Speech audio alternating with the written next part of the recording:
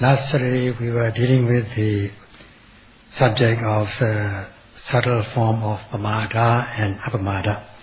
We ended at that stage and we're going to pick up where we left off. As the saying goes, kusala karane ataitanam. If we are in the practice of lofty discipline, not being able to stand firmly, calmly,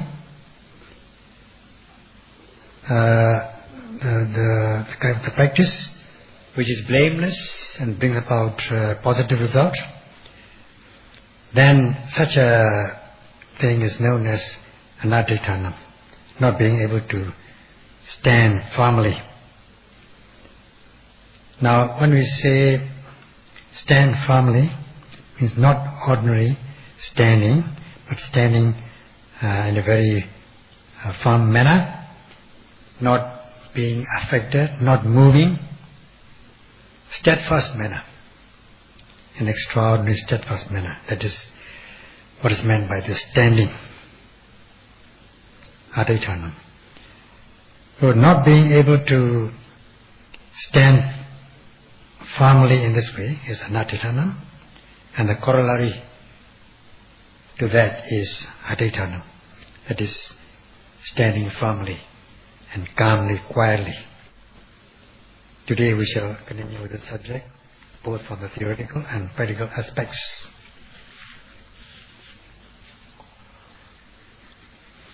Buddha has given this expression, anadhaitana, adhaitana. In the commentaries have added this extra expression, kusala karane, that is in the practice of skillful deeds. Standing firmly in the practice of skillful deeds and not standing firmly in the practice of skillful deeds. That is what the commentaries have added. So the problem is whether we are able to stand firmly on the side of skillful deeds or not. In what way is it going to be? So nothing special has been given. However, since we are concerned with the practice of Satipatthana, we apply this to the practice of Satipatthana. How we stand firmly on the side of the practice or not. People stand firmly, do energetically to succeed in education and business, economy, health, social matters and so on. They stand firmly on the side of education and so on. So in order to be able to stand firmly on the side of whatever you are undertaking, first of all you must be able to instill faith and confidence in the undertaking, leading to zeal or desire to undertake the practice. First of all, one should understand the result of the practice or undertaking. Understanding that, then we can stand firmly on this faith. There should not be any change in the faith. This will lead to strong desire, and in which one should be able to stand firmly, wishing to realize the benefit, to make it happen, and to succeed. With the strong zeal, standing firmly on the side of the strong zeal, we stand firmly on the exertion of right energy, such as the initial application energy, to know the object, and then the liberating energy to overcome difficulties, such as pain and slackness, and the energy in stages to reach the goal. So one should be able to stand firmly on the side of exertion of energy without change, steadfastly. Same thing also applies as regards the activation of sati. One should be able to note firmly, steadfastly, every arising object as it arises, not to miss even a minute object. One should be fully prepared to note, and every time one notes, one should note it so that one's dirty mind is as close as possible to the object of meditation, as though the noting mind sinks into the object. In this way, one stands firmly on the side of the practice of mindfulness. Now, as much as we are able to sustain mindfulness, we are bound to know the object, sink into the object, so that the noting mind falls calmly, collectedly on the object of attention. Then we are said to be firmly established, or standing firmly without moving on the side of this concentration. And when it comes to penya, wisdom also, knowledge, standing firmly on the side of the cultivation of insight from the basics, throughout progressing along the stages of insight, and standing firmly in this way. So though ordinary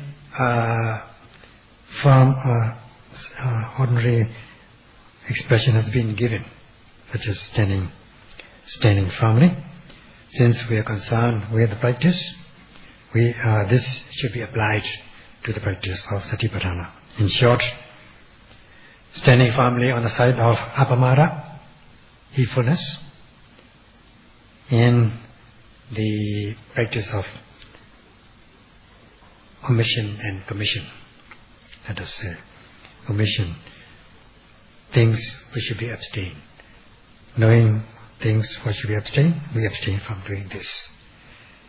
And knowing that things are to be observed, we observe it, not failing to observe it. In this way we stand firmly on the side of heedfulness in the practice of omission and commission. So if instead of standing firmly on the side, being established on the side of such activities, positive activities, one is said to be failing in such practices, and this is pamada. And if one is able to stand firmly, becoming established on the side of these positive activities, then you are said to be subtle apamada, heedful in a subtle way. When we stand firmly, or becoming established, we can become established on a variety of objects or just one object. For those who find it difficult to stand firmly or become established, in this case establishing mindfulness, on a variety or many objects, it is easier to become established on a single object, as has been given by the Buddha in the Samyutta Nikaya, the book of kindred sayings, Patitthiya Sutta, the discourse on establishment, beginning with Eka Dhamma. The Buddha said that monks, for those, one should be able to become established on one kind of Dhamma, that's one stage. And if one is able to become established in one thing, one is said to be able to accomplish 5 controlling faculties. In other words, 5 controlling faculties will become established if one can establish oneself in one state or one thing, one Dhamma. So in this way, the Buddha has given this discourse so that instead of becoming established on many things and a variety of objects, one should be able to, one can also establish one's noting mind on one single object.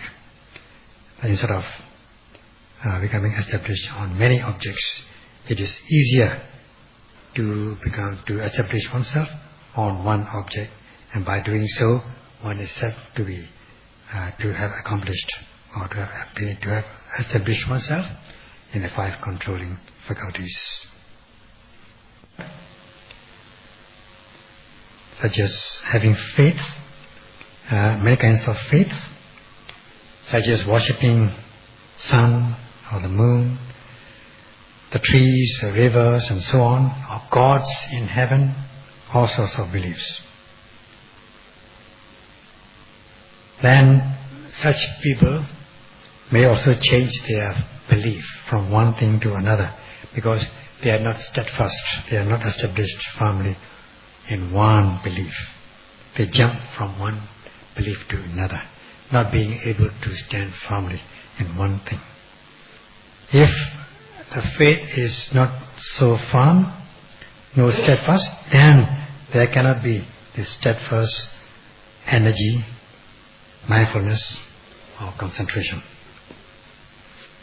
Because the basic faith is not correct, the other things cannot become correct. If there's no controlling faculties of faith, then one will be jumping from one faith to another. Most people are like this. It is all right if one is able to listen to or accept some kind of faith which is prudent, that means which is the cause and effect. Its nature is reasonable, is prudent. It has its cause and effect. And this cause and effect, this prudence also can be first on the theoretical basis, then with the by discussing with wise people, one can cultivate knowledge. Then one can become established in the right faith and acceptance. Only with the right faith you will be able to listen in the right way. Then you'll become established on the right side. Otherwise, people can just cling to one view, such as the effects, all the results cannot happen without causes. Nothing is causeless. Everything is due to cause and condition. So, if you don't accept this cause and condition or conditionality, then also you are holding wrong view, deity. Or even if you accept conditionality, if there is no relevancy in conditionality, such as the relevant cause giving rise to relevant effect, then also you will be holding wrong view, such as view in the Supreme Being, that the Supreme Being is creating all these animate and inanimate things in the world. And in this way, not knowing the relevant cause and relevant effect, one is taking what is known as Visamahetuka deity, fictitious cause view, viewing some cause in a fictitious thing, that some fictitious thing is causing things to exist or happen or to come into being, such as Visamahetuka deity, fictitious cause view. So only when one is able to see the right conditionality, that is relevant effect giving rise to relevant cause giving rise to relevant effect, then one will be holding the wrong view and then the right view. So first of all, it is necessary to be able to understand, to become established in the conditionality, right conditionality. Then, first of all, then one should have faith in this view, awakening the faith and strengthening this faith with the practice, so that the faith which is instilled in you will develop. Cultivating knowledge, progressing along the path. Then one will come to the acceptance and resolution that this is correct. And especially when one comes to the end of the path, there will be this firm resolution as to the correctness of the practice. So, one is necessary to understand this right conditionally. Then only there will be faith, and there will be chanda, and this kind of faith will not be shaken by anything, because one is firmly established in faith in the right way. When one is believing from hearsay without the practice of satipatthana in the right way, you are believing what other people say, or from the books, or from the teachers, or from your own imagination or thoughts, you will not be able to find or discover the true quality, the correct qualities, essential qualities, sabhavas. Even if you are able to become absorbed in mundane, worldly jhanas, the knowledge that you gain through absorption will not lead to the understanding of the true knowledge of sabhavas. Not to mention the kind of knowledge that you gain from books or hearsay. You will be able to see the sabhavas, the essential qualities, or the natural characteristics. However, most people rely on books and own imagination, intellectualization, intellectual knowledge, thinking that they are the real knowledge. In the text is given that even if one becomes absorbed, one attains the mundane absorptions, jhanas, one will not be able to see the natural characteristics. That is what has been given in the text. What can be realized? The true realization is through your own mindfulness of every arising, noting things as they rise. According to the expression, Buddham Buddhato Pasati, note as it arises. Then you are bound to see the realities from the basics through the stages. Such as through your own experiential knowledge, you will come to firm affirmation that the mind-body is correct. It is correct to that discernment of the mind-body is correct. There is nothing but the mind and body. There is nothing but the conditionality, the cause and effect. And besides this cause and effect, besides this mind and body, there is nothing else. Things are arising and passing away. They are not stationary for even a moment. And they are unsatisfactory. Whatever is impermanent cannot be satisfactory. They have no guarantee, no assurance, nothing dependable. They are not reliable, they are not controllable, not manageable. They are not self, atta. They are arising at their will, not at your will. So you come to accept such realities, especially at the fleeting momentary nature of experience, the old giving place to the new.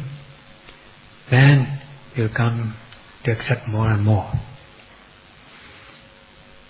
So you come to acceptance of the conditionality and so on. As for the knowledge that you gain, the intellectual knowledge that you gain from books and hearsay or teachers, this cannot be the real knowledge. But if there is a faith from the books and here from what the books say and the teachers say, if you can awaken this develop this faith, saddha, with your own practice of mindfulness, then you will be able to realize the sabhavas from the basics through the stages. As much as you are able to understand these qualities, you will come to acceptance. And then resolution, acceptance and resolution, confirmation. Then this will build momentum.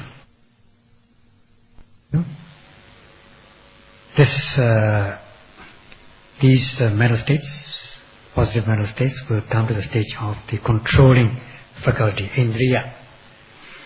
That means they will have a power of controlling other opposite states. This will be from your own personal experience. You are testing it on your touchstone of your own personal experience. Even at the stage, even if others say that these observations are not correct, you will not accept what other people are saying. You will not believe in them, because you become established in the right thing, in a very firm manner, steadfast manner, unshakable, in an unshakable manner. Then, especially when you realize or experience peace and happiness, your faith and confidence will become unshakable. It will come to the stage, it will possess the power of controlling faculty. And whoever comes and shake it, whoever comes and move, you will not be moved. Even if you are assured, guaranteed a lifetime wealth, or if you don't believe it, if you can, move, shake your belief, or if you don't believe it, we will give you, say, a lifetime wealth, millions of dollars. Then, even then, you will not accept it. At this stage, only at this stage, otherwise you might accept it. So at this stage, you will not accept it, because your faith is unshakable, because you are standing established on the truth. And then you become established on the individual, the Buddha, who has given this truth. And also the practice, the method, this method is correct. You will come to acceptance.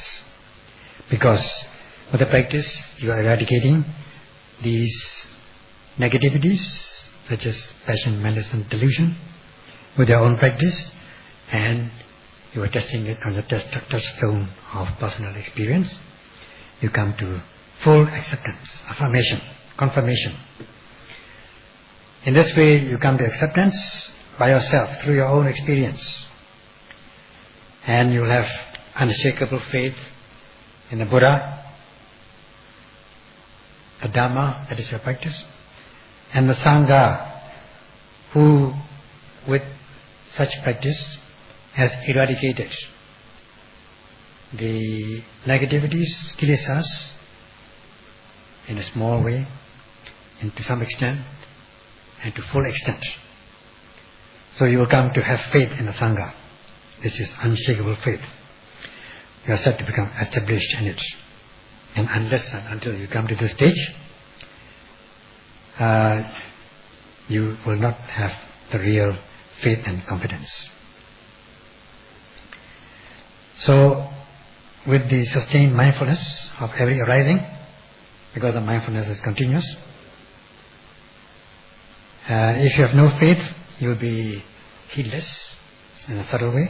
But if you have faith through your own personal experience, noting every arising continuously, sustaining mindfulness, then you'll be heedful in a subtle way, with this subtle form of apamada arising in you. This is your own. This will be found from your own personal experience. So, cultivating knowledge. What is the nearest course? The nearest course is the concentration, which you deepen. What is the nearest cause for deepening of concentration? Your mindfulness. You are activating your mindfulness in a sustained way. Why is your mindfulness sustained or selfless? Because you are noting. You are noting with energy. You are driving force. You are applying energy in order to drive your noting mind to the object, so that your noting mind is concurrent with the object of attention. You are applying the heroic energy. This is quite obvious. So, because of this energy, you are realizing this, the result of the benefit, the result of the practice. That also is due to your unshakable faith. So, if there's no practice, you will not be able to cultivate such controlling faculties. So, in this way, through the practice, through the realization of the truth, along the stages of insight, your positive states, which we have just mentioned, will come to possess the power of controlling faculty. And in order to do that, all you need is to become established in one thing, not many things. One thing only, one and the only one. Eka Dhamma or Eka Dhamma. This way, one should be able to become established on the right side of the Dhamma. And in order to do that, one should practice in such a way as to become established in these controlling faculties. Otherwise, one will become doubtful about the truth. There will be skeptical doubt arising with various kinds of thoughts, wrong faith, leading to wrong faith. Then you will be not on the right path, you will be on the wrong path, leading to suffering. If one cannot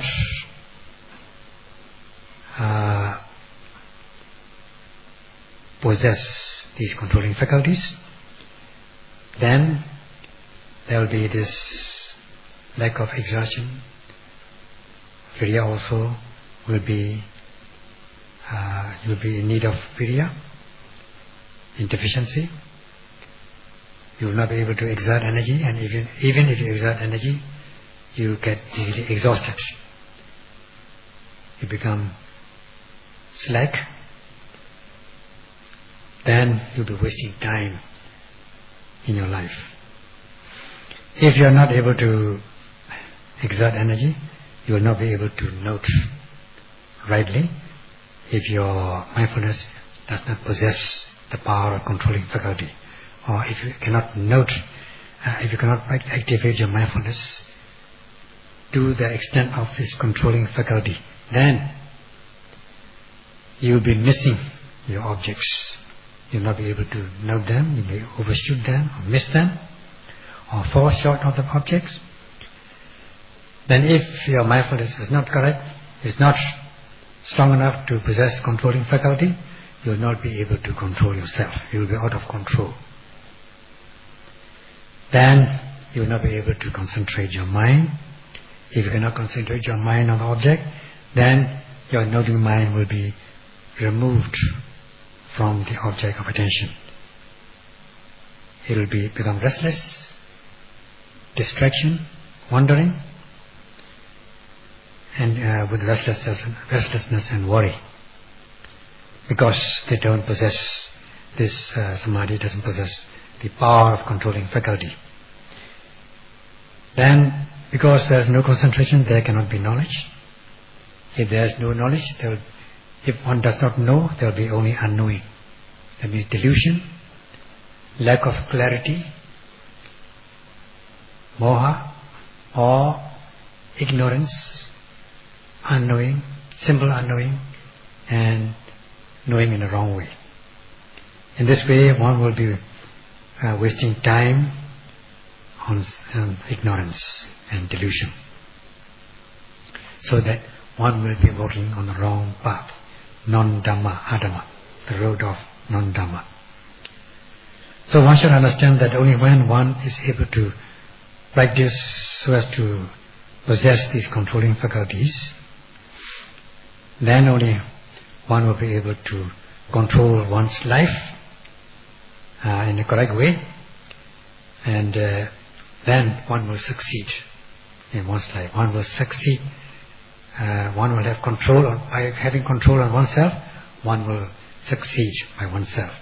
Only self-success is the real success. Only self-control. This will lead to self-control. So, when you are able to control yourself, then you will be able to realize peace in yourself and peace in others. These are the positive results. This little verse, you might say, or aphorism, has been given that once you are established in one thing, you will be established in 5 things, as given in the discourse on establishment, Patitita Sutta. But this kind of one thing must be the sure thing, not just many things, many uncertain things, but one certain thing. At this stage, one will be able to uplift one's life, and this establishment will become a cause for the upliftment of one's life. Namely this Eka Dhamma. When you say Eka Dhamma, one state, one thing, it sounds like a riddle, and we need to find an answer to this riddle, to solve this riddle. And the Buddha gave this riddle, at the same time he solved his own riddle, without waiting you to solve it. So the Buddha said that Katra Dhami, Eka Dhami. What is this one thing that one should be established? And the answer he gave was apamadi. That means heedfulness, apamada, or diligence. This is the one Dhamma, one thing in which one should become established. Whether you are monk, deity, man, woman, yogi. Though in the text is given this bhikkhus, monks, addressed to monks. Monks, what is that one thing in which one should become established? And the Buddha said, it's apamada.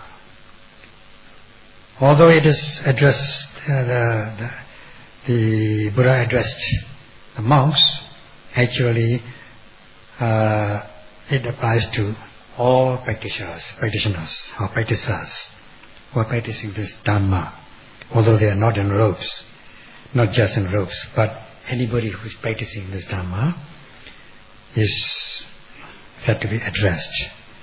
So if one walks this path, one becomes bhikkhu. And if one is able to raise, or one is able to possess these positive states to the controlling power, then they will build momentum, they will multiply, they will become enhanced and become unshakable. And in this way the Buddha has given assurance. In the text is given this pamada and apamada. One is the reverse of the other. Apamada is the reverse of pamada, and pamada is the reverse of the opposite of apamada. Pamada in failure in the practice of skillful deeds, neglecting, not paying attention, heedless in the practice of skillful deeds. Or one can go further, laxity, slackness, and becoming sort of confused, even to the extent of madness, insanity. That's the extreme case of pamada. And apamada is the reverse of that. Not being alienated or no deviation, not deviating from sati, mindfulness. And what is that mindfulness? Applying, activating one's noting mind to the object of attention in a steadfast manner, so that the noting mind is always noting the object, not failing it, and sati is all the time being cultivated, activated. Such is apamada, noting continuously. And if one is not doing so, one is unmindful, not being mindful, losing mindfulness, that is pamada. So if one is able to be mindful all the time, this is apamada. In this way, one can differentiate these two things when it comes to the subtle form of pamada and apamada. If one is losing mindfulness or failure to activate mindfulness, apply sati, either because one is drunk. When one is drunk, one cannot be mindful. One loses mindfulness. One becomes uninhibited. Or if one has a disease, one is sick, too sick to be mindful, then also one can lose mindfulness. One can fail to activate mindfulness. Or if one falls from a height, one faints, then also one cannot be mindful. Or the reverse, another extreme is one is enjoying life too much. Like in America, for instance, I don't think it's much here. If you're enjoying life too much, then you will lose mindfulness, you will not be mindful. So all sorts of things there are reasons for losing mindfulness. And failure, negligence, heedlessness is pamada, and ravas, and the corollary is true. That is apamada, is the corollary. So failure, as much as you fail in abstaining what should be abstained, you also may fail in observing what should be observed. Failure in omission and commission. That is pamada. And not failing, not neglecting, being heedful in this omission and commission, abstaining what should be abstained and observing what should be observed, is apamada. Now we are dealing with this subtle form of pamada and apamada. So if one's views or one's faith is not steadfast, it is shakeable, not unshakable, it is easily affected, easily moved, then due to uncertainty of views, uncertainty of faith, then one will be heedless in a subtle way, subtle pamada, failing in one's ambition and commission, in doing respectfully and carefully, which are the duties of the yogis, to note continuously. And this is how one must abstain from what should be abstained, avoid from unwholesome, unskillful things. This failure, negligence that we've been dealing with has been in many forms, many grades, many categories. The gross form, that is dojiritas, indulging in dojiritas, indulging in unwholesome deeds. That is, unwholesome deeds is the gross form of pamada. And also the medium form of pamada, leaving the mind uncontrolled in respect of sensual pleasures, indulging in pleasures of senses. That is the medium form of pamada. Now we are dealing with the mindfulness, so that this is subtle form of pamada if you lose mindfulness. So that the failure to do so is pamada, and not feeling is apamada. So we have to practice respectfully, carefully, in a steadfast manner, so as we become heedful yogis, subtle form of apamada, not allowing even the subtle form of kilesas to enter stream of consciousness. In this way, activate mindfulness in an unusual manner.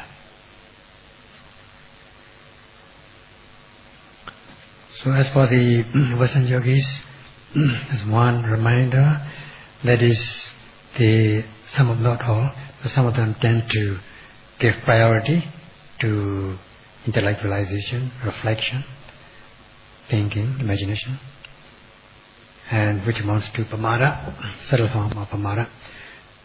In this connection, today one yogi saw Sayadaw and reported to him, saying that he or she had been used to the intellectualizing, indulging in thoughts and thinking that it's reflective knowledge, intellectual knowledge is the real knowledge. And now he or she realized that it is like a demon. So earlier on, he might be thinking that the intellectual knowledge is the real knowledge, but now he thought he see the truth that this is as bad as a demon. So, in this connection, I would like to elaborate on this point, talk on this in the following day, how to note continuously and to have right attention, straight attention, to be able to see the truth. But he is quite satisfied that one yogi was able to see the truth by saying to him that the intellectual knowledge is the real knowledge.